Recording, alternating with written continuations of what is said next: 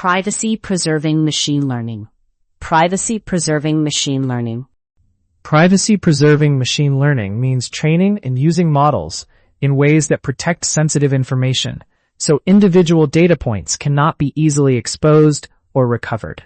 A simple way to picture this is, instead of handing your raw diary to the model, you only let it see scrambled, partial or aggregated clues that are enough to learn patterns, but not enough for anyone to reconstruct your original diary.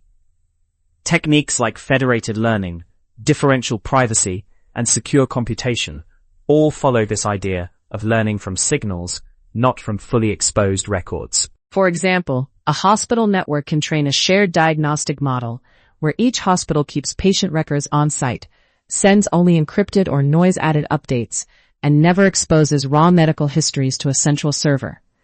This connects naturally to responsible AI, where protecting user data is a core part of building trustworthy systems. Privacy-preserving machine learning matters because it lets organizations unlock value from highly sensitive data while reducing legal risk, limiting data breaches, and earning user trust. You will see these techniques in healthcare, finance, personalized apps, and any setting where regulations demand that models learn from data without directly revealing it. Privacy-preserving machine learning.